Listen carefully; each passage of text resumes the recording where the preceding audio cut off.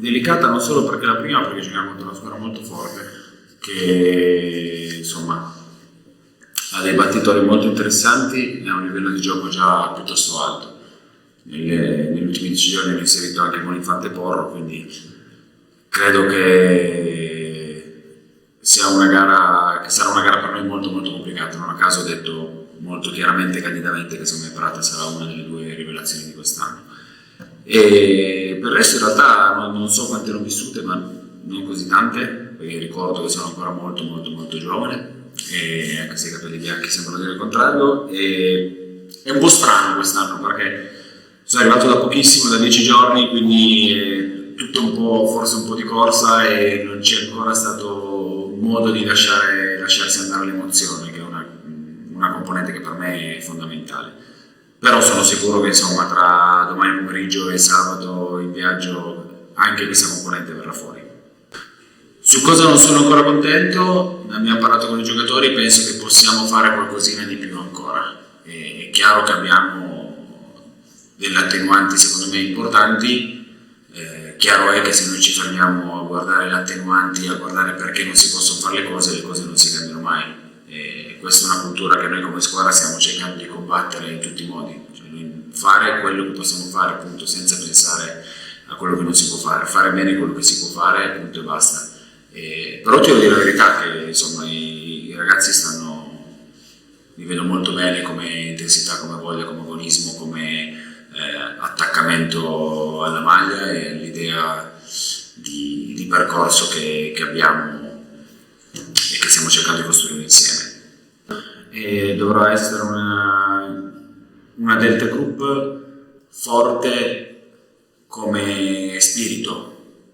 Dovremmo essere uomini forti, non giocatori, cioè prima ancora i giocatori forti, uomini forti, poi i giocatori forti chiaramente aiutano un poco, perché al di là del servizio Prata è una squadra che gioca, che ha un sistema di copertura molto efficace, che è brava a rigiocare le palle non perfette per crearsi delle situazioni, è una squadra che difende, cioè è una squadra che gioca con intensità molto molto molto alta e ci metterà veramente alla corda, quindi sarà molto molto molto molto importante essere forti anche a livello di temperamento, perché andremo in grosse difficoltà e per provare a smuovere la classifica alla prima giornata, quindi vuol dire andare a Prata e provare a fare punti, dovremo avere assolutamente presente questa componente. Come si spiega? Con il lavoro. La federazione sta lavorando, parlo per il settore maschile perché dinamiche del settore femminile non le conosco così bene, quindi direi cavolate. C'è un direttore tecnico che ha preso a cuore una situazione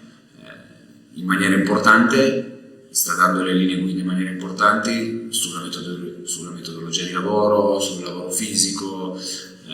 insomma sul diventare giocatori autonomi, no? Perché parliamo di ragazzi che escono poi finito il ciclo della juniore, se escono dalle giovanili, si trasferiscono nei club di Serie A 1, 2, insomma noi ci auguriamo 1, 2 e poi lì i giocatori sono autonomi, come sono autonomi in campo su 24-23, ma è tanto lavoro, come tutte le cose,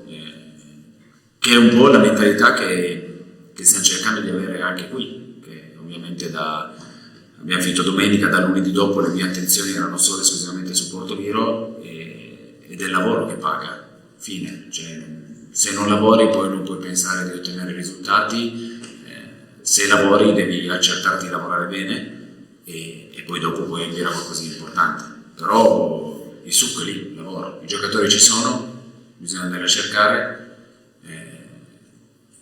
lo spazio per loro c'è, bisogna avere coraggio di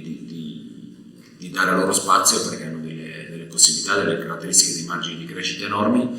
e forse a livello di movimento generale italiano bisogna essere un po' meno, guardare un po' meno i difetti dei giocatori italiani, cosa a cui siamo sempre molto abituati, rientra sempre nel discorso di mentalità di fermarci su quello che non si può fare quando invece potremmo fare un sacco di cose di cui non ce ne rendiamo neanche conto.